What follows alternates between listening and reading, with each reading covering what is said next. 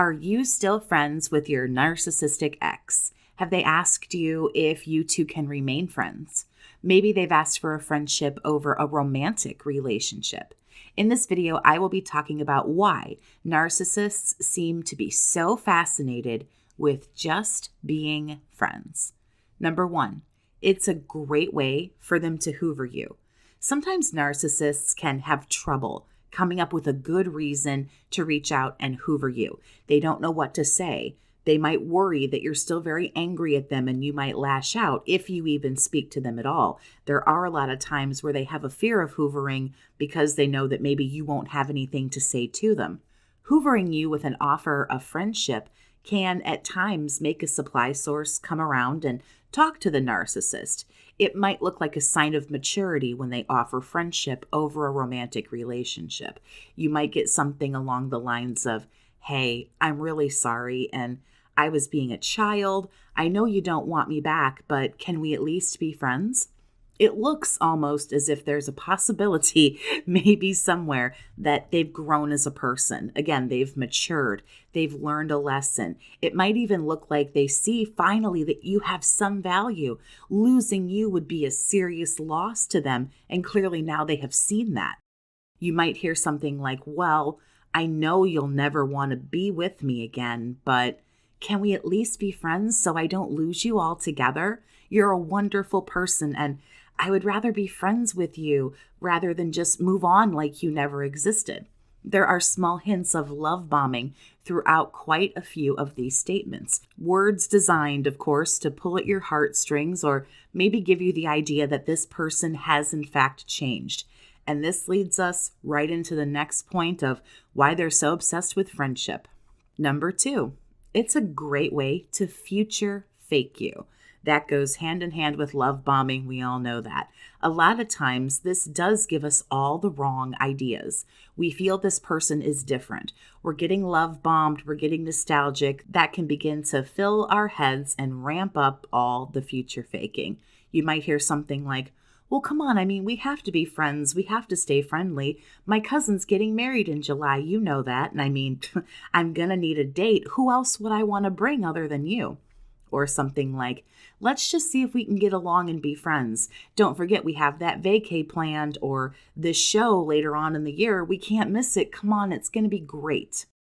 This not only gives you the idea of being friends with a mature adult, just like romantic future faking, this gives you the idea that the two of you are going to be in the super best friends club for a really long time. You'll hang out all the time. You're still going out and doing things, all of that. But therein lies the issue.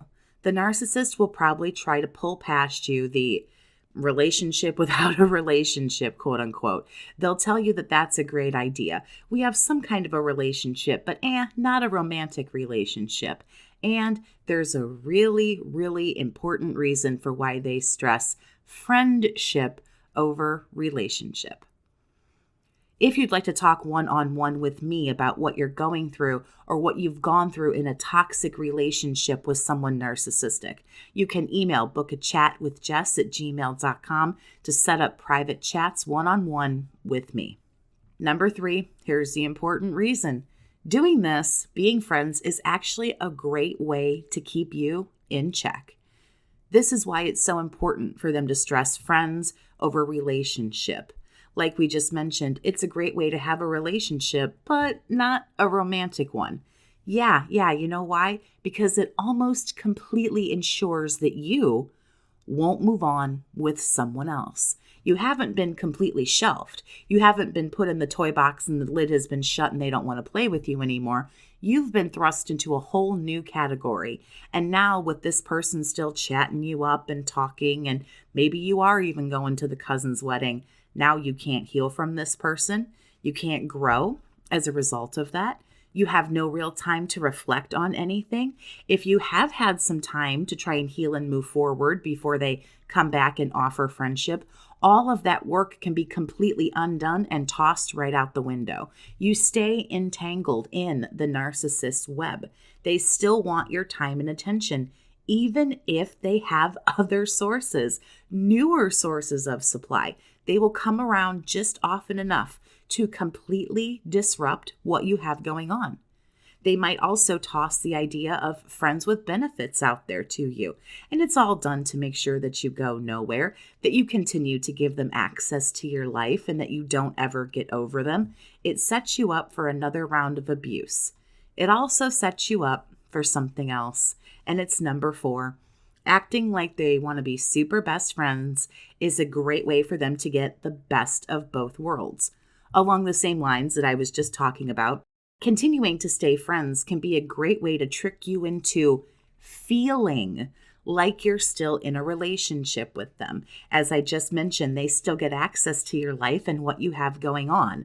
This right here, this shitty little thing they do, creates a lot of confusion because most of the time you're not treated like a friend or a best friend. You're treated like a boyfriend, girlfriend, whatever you were when you were in a romantic relationship. But then you're quickly told, oh, no, step back. We're just friends. Remember, we're just friends. Nope, none of that. Despite the fact that they were just treating you like a complete and utter love interest. Everything becomes twisted, convoluted, ambiguous, and confusing. They'll be love bombing you, then they ghost you. And when you get naturally upset because you've been ghosted, for example, and you ask what the deal is, they tell you, hey, mind your own damn business. We're just friends. I can do what I want. So now you're a lover when they want you to be, a friend when they want you to be, a partner when they want you to be, a buddy when they want you to be. They get it all. They get the friendship relationship and they get the romantic relationship. They treat you like they're still interested in you until they're interested in someone else. And then you're told, hey, back up. There's boundaries here. We're just friends. You're still essentially in a relationship with them, but now they flat out told you, look, you can't get mad when I go and date somebody else because this isn't really a thing anymore. Number 5. It's also a really great way for them to get an ego boost. I mean, we wouldn't be talking about narcissism if we didn't address the ego. So I just have to say it. They love this, by the way. They love when they can call you and cry to you about their issues because you're friends now. And then they ghost you for 3 weeks while they see somebody else.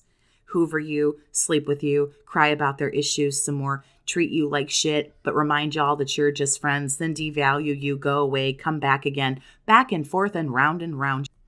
They live this. They love this. It makes them feel that they can trick you. They get a kick out of fooling people, not just you, anybody.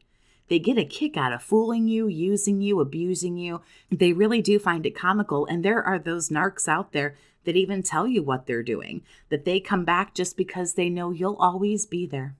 They let you know that right into your face. The ego boost, attention, and things like that, it's simply euphoric to a narcissist. They love it. If a phony friendship is offered to you, please keep moving forward with your life. They don't want you to heal. They don't want you to move forward. They just continue to want access to you. But now even less love and respect is thrown at you because now you're just friends, quote unquote, and not in a relationship. If you're in a situationship, as most people call it, I recommend for people to seriously think about closing down these whatever kind of ships they are. Let these shitty ships float out into the ocean. It has other places to be, and frankly, so do you. Do not allow these things to happen. Begin thinking about gray rock and detachment and no contact, if nothing else. Think about starting to do these things and make a plan to get out of this, because I'm sure you know if you are still friends, quote unquote, with this person, it isn't going to get you anywhere. Let me know. Have you been dragged into one of these kinds of ships? Let me know down in the comments. If you need information on going no contact, staying no contact, gray rock, whatever, I have videos on that. I have a whole playlist on these things. I will leave it here on the screen for you, but it'll also be down in the video description for you to just click on as well. Thank you so much to all of my Survivors Army members for continuing to support my work and my channel, all my subscribers, everyone who does every single thing on my channel. Thank you so, so much. Have a great day, Survivor, and take care of yourself.